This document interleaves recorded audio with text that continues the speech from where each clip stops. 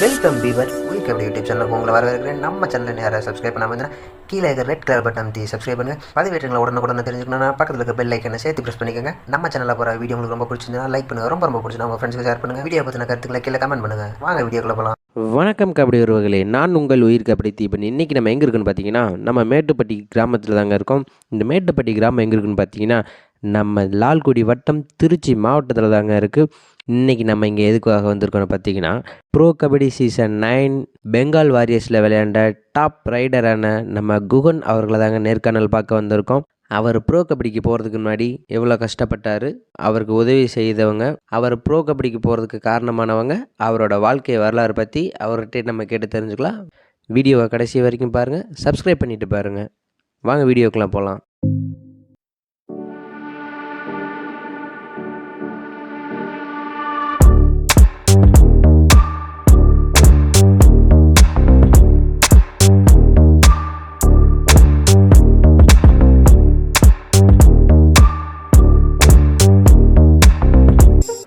வணக்கம் குகன், உங்களை பற்றி சொல்லுங்கள்.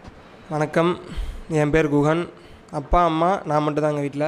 நான் 1ஆவதுலேருந்து 5ஆவது வரைக்கும் எங்கள் ஊர்லேயே டிஎல்சி தொடக்கப்பள்ளியில் தான் படித்தேன். 5ஆவதுலேருந்து 10ஆவது வரைக்கும் விநாயகபுரத்தில் படித்தேன். 11, 12 Lalgudi next matriculation higher secondary ஸ்கூலில் படித்தேன். காலேஜ் யூஜி கம்ப்ளீட் பண்ணது திருச்சி சென்ட் ஜோசப் காலேஜ் அட்டானமஸில் தான் முடித்தேன். இப்போ பிபிஎட் சேரன் ஃபிசிக்கல் எஜுகேஷனில் படிச்சுக்கிட்டு இருக்கேன், ஃபஸ்ட் இயர். முதன் முறையாக எந்த வயசில் கபடி விளையாட ஆரம்பிச்சிங்க? யாரை பார்த்து உங்களுக்கு கபடி விளையாடணும்னு தோணுச்சு? எங்கள் அப்பா செட்டில் இருக்கவங்க எல்லாத்தையும் மாத்திரம் விளாடணுன்னு ஆர்வம் வந்துச்சு.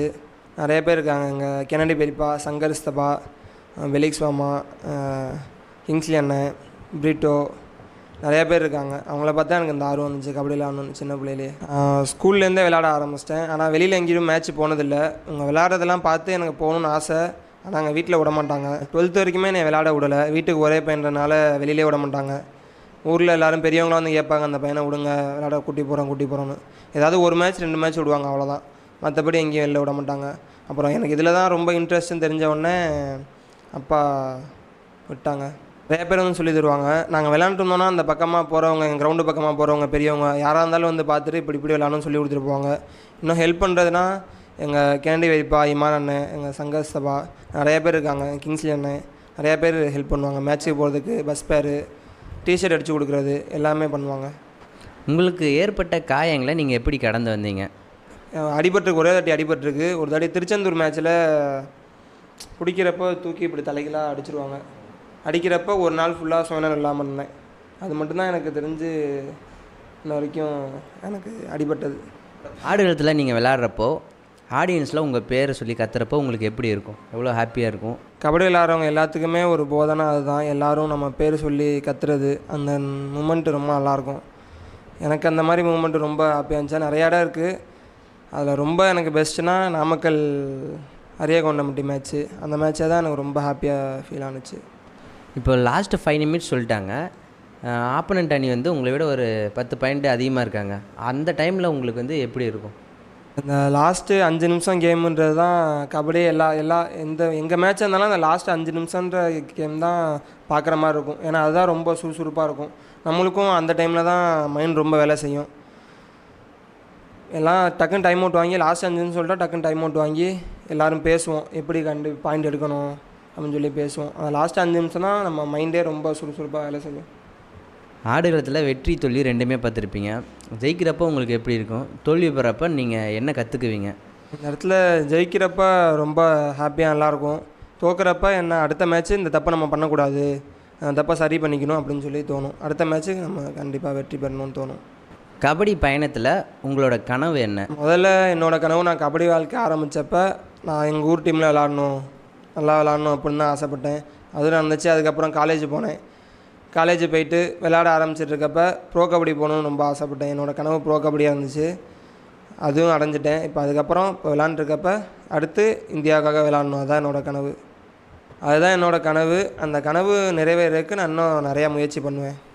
ப்ரோ கபடியில் தேர்வாகிறதுக்கு உங்களுக்கு வாய்ப்பு எப்படி கிடச்சிது? அந்த வாய்ப்பு நீங்கள் எப்படி யூஸ் பண்ணிக்கிட்டீங்க? ப்ரோ கபடி போகிறதுக்கு எனக்கு வாய்ப்புனா மேட்ச், பெரிய மேட்ச் எல்லாமே விளாட ஆரம்பித்தேன். அப்போ தான் எனக்கு அந்த ஒரு மேட்ச்சு நாமக்கல் மேட்ச்சு பார்த்துட்டு எனக்கு கூப்பிட்டுருந்தாங்க ட்ரையல்ஸு. அப்போ ஜெய்ப்பூர் பேந்தர்ஸ்லேருந்தும் கூப்பிட்டுருந்தாங்க ட்ரையல்ஸு, பெங்கால் வாரியர்ஸ்லேருந்தும் கூப்பிட்டுருந்தாங்க. அப்புறம் பெங்கால் வாரியர்ஸில் செலக்ட் பண்ணிட்டாங்க NOP கேட்டகரியில். தினமும் நீங்கள் ஒர்க்கு எவ்வளோ நேரம் பண்ணுவீங்க, எவ்வளோ நேரம் விளையாடுவீங்க? அதிகமாக காலைலலாம் அவ்வளோக்கு எந்திரிக்க மாட்டேன். எங்கள் அப்பா தான் என்னை எழுப்பி விடுவார், அடித்து எழுப்பி விட்டு கிரவுண்டுக்கு போய் ப்ராக்டிஸ் பண்ணு, ஒர்க் அவுட் பண்ணுன்னு சொல்லுவார். அப்படி தான் பண்ணுவேன். நானாக பண்ணதான் சாயந்தரம் ஈவினிங் டைமில் தான் நானாக போய் ஸ்கில் ப்ராக்டிஸு எல்லாம் பண்ணி பார்ப்பேன். மற்றபடி காலையிலலாம் எங்கள் அப்பா என்னை எழுப்பி விட்டு தான் போய் பண்ணுவேன். நீங்கள் எந்தெந்த அணியில் விளையாடிருக்கீங்க, எந்தெந்த அணியில் விளையாடணும்னு ஆசைப்பட்டிருக்கீங்க? விளையாண்டதுன்னா விளையாண்டது எங்கள் ஊருக்கு மேட்டுப்பட்டிக்கு, அப்புறம் ஜோசப் காலேஜு, அதுக்கப்புறம் பிஜே பிரதர்ஸ், அதெல்லாம் விளாண்டுருக்கேன். எனக்கு ரொம்ப விளாட்ணுன்னு ஆசைனா போலீஸ் ஆகிட்டு தமிழ்நாடு போலீஸ்க்கு விளாட்ணுன்னு ஆசை. நீங்கள் ஸ்கூல் படிக்கிறப்போ எந்தெந்த பிரிவில் விளாண்டுருக்கீங்க? ஜூனியர், சப் ஜூனியர், சீனியர் அந்த மாதிரி இதில் விளாண்டுருக்கீங்களா? ஸ்கூலில் விளாண்டது கிடையாது. ஸ்கூலில் வீட்லேயும் விட மாட்டாங்க. காலேஜ் சேர்ந்ததுக்கப்புறம் ஜூனியர் ஸ்டேட் ஆடினேன், அப்புறம் தேர்ட் இயர் படிக்கிறப்ப சீனியர் ஸ்டேட் ஆடினேன், அப்புறம் UG முடித்ததுக்கப்புறம் சத்யாமா யூனிவர்சிட்டி சென்னையில் யூனிவர்சிட்டி விளாண்டேன். கபடி பயணத்தில் உங்களுக்கு ரொம்ப பிடிச்ச வீரர் யார்? எனக்கு கபடி பயணத்தில் ரொம்ப பிடிச்ச பிளேயர்னால் பங்கஜ் முஹித், புனேரி பல்டனில் இருக்கவர். அவருக்கு அப்புறம் தான் இங்கே தமிழ்நாட்டில் சம்பத் அண்ணன், அப்புறம் போலீஸில் பிரவீன் அண்ணன், இவங்க 2 பேரும் ரொம்ப பிடிக்கும். ப்ரோ கபடியில் நீங்கள் கிரவுண்டுக்குள்ளே இறங்கி விளாட்றப்போ உங்களுக்கு எப்படி இருந்துச்சு? ப்ரோ கபடி செலக்ட் ஆகி அங்கே ப்ரோ கபடி உள்ளே போனோன்னே எனக்கு ரொம்ப சந்தோஷமாக இருந்துச்சு. அதுவும் அந்த கிரவுண்டில் இறங்கி விளையாடுறப்ப எனக்கு ரொம்ப பதட்டமாக இருந்துச்சு. அது ரொம்ப ஹாப்பியாகவும் இருந்துச்சு. ஃபஸ்ட் டைம் விளையாடுறப்ப கிரவுண்டுக்குள்ளே இறங்குறப்ப ரொம்ப பதட்டமாக இருந்துச்சு. அந்த மேட்ச் முடிச்சுட்டு வெளியே வந்தோடனே கோச் சொன்னார், ஃபஸ்ட்டு விளையாடுற அப்படி தான் இருக்கும், உனக்கு போக பழகிரும் அப்படின்னாரு. 2வது மேட்ச்சு 3வது மேட்ச் விளாட்றப்ப அப்படியே பழகிருச்சு. இப்போ ஓரளவுக்கு நல்ல பெட்ரு ஃபீலிங்காக இருக்குது. கபடி நீங்கள் என்றைக்கா வெறுத்துருக்கீங்களா? அந்த வெறுத்ததுன்னா எதனால் வெறுத்தீங்க? எனக்கு வெறுக்கிற மாதிரிலாம் இல்லை, கொஞ்சம் விளையாட முடியலையே அப்படின்னு சொல்லி ரொம்ப ஆதங்கமாக இருந்துச்சு. இப்போனா நம்ம ப்ரோ கபடியில் போயிட்டு எனக்கு கொஞ்சம் இன்ஜுரி ஆயிடுச்சு. அங்கே என்னால் விளையாட முடியலேன்றப்ப எனக்கு ரொம்ப ஆதங்கமாக இருந்துச்சு. ப்ரோ கபடியில் உங்களோட அடுத்த கட்ட நடவடிக்கை என்ன? இந்த சீசனில் என்னால் அதிகமாக விளையாட முடியல. கண்டிப்பாக அடுத்த சீசன் என்னோடய பெஸ்ட்டு பெர்ஃபார்மன்ஸை நான் காமிப்பேன். கபடி பயணத்தில் நீங்கள் இவ்வளோ தூரம் வளர்ந்துருக்கீங்களா? அதுக்கு நீங்கள் யார் யாருக்கெல்லாம் நன்றி சொல்ல விரும்புகிறீங்க? என் கபடி வாழ்க்கையில் எனக்கு ரொம்ப உதவியாக இருந்ததெல்லாம் எங்கள் ஊர் பெரியவங்க. அப்புறம் காலேஜ் வந்ததுக்கப்புறம் எங்களுக்கு ரஞ்சண்ணன், எங்கள் சூரி சார். காலேஜ் முடித்ததுக்கப்புறம் தான் எங்கள் சம்பத் அண்ணன் தான் நிறைய மேட்ச்சு கூட்டிகிட்டு போவார் வெளியில், அவருக்கு ரொம்ப நன்றி. காலேஜ் முடிச்சுட்டு சத்யாமா யூனிவர்சிட்டி போனதுக்கப்புறம் என் பிஜே பிரதர்ஸ் பசங்களாம் பழக்கமானாங்க. அங்கே விளாண்டதுக்கப்புறம் தான் நான் வெளியில் தெரிஞ்சேன். அதனால் டீம் மெம்பர்ஸுக்கு ரொம்ப நான் நன்றி தெரிவிச்சுக்கிறேன். எங்கள் டீம் கோச்சு எங்கள் முத்துவேல் அப்பா, கதிர்வேல் அப்பா, அவருக்கு நான் ரொம்ப நன்றி சொல்லிக்கிறேன். அவர் இப்போ இல்லை, இருந்திருந்தால் ரொம்ப சந்தோஷப்பட்டிருப்பார். அவருக்கு நான் ரொம்ப நன்றி சொல்லிக்கிறேன். என்னோடய கபடி வாழ்க்கையில் எனக்கு ரொம்ப உதவியாக இருந்தது எங்கள் சூரி சார். நான் இப்போ ப்ரோ கபடி போகிறதுக்கும் காரணம் அவர் தான். அவருக்கு நான் ரொம்ப நன்றி சொல்லிக்கிறேன். கபடி பயணத்தில் உங்கள் கூட இருந்த ஃப்ரெண்ட்ஸு உங்களுக்கு ரொம்ப பிடிச்சவங்க யார்? என்னோடய கபடி பயணத்தில் எனக்கு கூடயே ரொம்ப உதவியாக இருந்தது எங்கள் சம்பத் அண்ணன், எங்கள் ஊர் பசங்க, ஃப்ரெண்ட்ஸ் கிளப் மேட்டுப்பட்டி பசங்க, அப்புறம் என்னோடய பிஜே பிரதர்ஸ் பசங்க. இவங்க எல்லாருமே எனக்கு ரொம்ப ஹெல்ப்ஃபுல்லாக இருந்தாங்க. எல்லாத்துக்கும் ரொம்ப நன்றி. வணக்கம்ப்பா, நீங்கள் குகனை பற்றி ஒரு 2 வார்த்தை சொல்லுங்கள். என் பேர் ராஜுங்க. குகன் நல்லா கபடி விளாண்டு பெங்கால் வாரியத்துக்கு போனதை எங்களுக்கு ரொம்ப பெருமைங்க. மேட்டுப்பட்டியோட மண்ணோட நல்லா ஒரு இதாகி திருச்சி மாவட்டம், லால்குடி வட்டம் நல்லா எங்களுக்கு ஒரு பேர், நல்லா ஒரு சுறுசுறுப்பாக பண்ணி போனதே எங்களுக்கு ரொம்ப மகிழ்ச்சிங்க. அவர் எப்படி காலையில் அவரே எந்திரிச்சு ஒர்க் அவுட்லாம் பண்ணுவாரா, வார்ம் பண்ணுவாரா, இல்லை கிரவுண்டுக்கு டக்குன்னு போயிடுவாரா? காலையில் நாங்கள் பண்ணுவோம், அவனை அதை தட்டி விட்டுவோம். காலைல எந்திரிச்சு எழுப்போம், எந்திரிச்சு போயிடுவாப்புல, போய் நல்லா பண்ணிட்டு வருவாப்புல. அப்புறம் மேலே ஏறி ஒர்க் அவுட் போட சொல்லுவோம், வெயிட்லாம் வாங்கி போட்டிருக்கோம், செய்வாப்புல. அது ஃபுல்லாக காலைல எந்திரிச்சு சொன்னோம்னா செஞ்சிருவாப்புல. ப்ரோ கபடிக்கு போகிறதுக்கு முக்கிய காரணம் யாருன்னா நம்ம திருச்சி செஞ்ச சோசப்பு அவர் சூரி தான் மெயினாக ரொம்ப கோச்சு நல்லா பண்ணி கொடுத்தாருங்க. அவருக்கு தான் ரொம்ப நன்றி சொல்லணும். என் பேர் கோமதி. என் பையன் இந்த அளவுக்கு பேரும் போகணும் வாங்கினது எனக்கு ரொம்ப சந்தோஷமாக இருக்குது. பரவாயில்ல, அவங்க அப்பா அவர் படிச்சுட்டு ஒரு இன்ஜினியராக போய் வரணும்னு ஆசைப்பட்டார். ஆனால் அவன் ஒரு 12th அப்புறம் கபடி அவனுக்கு ரொம்ப பிரியான்னு நினச்சி அவன் ஆசைப்பட்டதை செஞ்சு நல்லா கூட சப்போர்ட் பண்ணி இந்த அளவுக்கு பையனை கொண்டு நிப்பாட்டியிருக்காருன்னா அவரோட சாமர்த்தியம்தான். ரொம்பவும் சந்தோஷமாக இருக்குது. பரவாயில்ல, அவரை தான் நான் பாராட்டுவேன் ரொம்ப. வீட்டில் இருந்துட்டு, ஏன்னா அவர் வந்து இந்த அளவுக்கு அந்த பையனை ஆளாக்கி இந்த அளவு சப்போர்ட் பண்ணும்போது அவர் இருக்கிற அந்த படுற கஷ்டங்களை கூட இருந்து நான் பார்த்துட்ருக்கறதுனால நான் சொல்கிறேன். மற்றபடி அவன் கூட இருக்கிறது, ஒவ்வொரு படிக்கட்டை அவன் ஏறும்போதும் அவன் கூட அவனோட நண்பர்கள் இருக்காங்க. ஒவ்வொரு படிக்கட்டுலேயும் ஒவ்வொரு நண்பரை சொல்லலாம், நம்பர் பேரை சொல்லலாம். கூட வந்து அப்பா மாதிரி சூரி சார் இருக்கார். போதும், 2வது அப்பான்னு சொல்லலாம் சூரி சாரை. பரவாயில்லைங்க, கடவுளுக்கு தான் நன்றி சொல்லணும். அதே மாதிரி இந்த சான்ஸ் கொடுத்து தம்பி இந்த ப்ரோ கபடிக்குள்ளே நுழையிறதுக்கு ஒரு வாய்ப்பு கொடுத்த பெங்கால் வாரியர்ஸ் டீமுக்கும் ரொம்ப நன்றி சொல்லிக்கிறேன். இதை வச்சு தம்பி வந்து மென்மேலும் நல்லா வளரணும்னு ஆசைப்பட்றேன். கடவுளோட ஆசீர்வாதம் வேணும் தம்பிக்கு. ரொம்ப பரவாயில்ல, அவங்க அப்பா ஆசைப்பட்ட கனவு பாதி நிறைவேறிச்சு. நேற்று வந்து தம்பியோட திறமை வந்து நல்லா விளையாண்டு நல்லபடியாக நல்லா ப்ரோ கபடியில் இன்ட்ரெஸ்ட் பண்ணி ஏதோ ஒரு வரணுங்க, போஸ்டிங் போட்டு நல்லா ஒரு லைஃப்பாக செட்டில் பண்ணி வந்துடுவாப்பிலாங்க, நம்பிக்கை இருக்குங்க. பரவாயில்லைங்க. ஆனால் நண்பர்களோட ஆசீர்வாதம் நிறைய இருக்குது தம்பிக்கு. அது ஃபஸ்ட்டுங்க.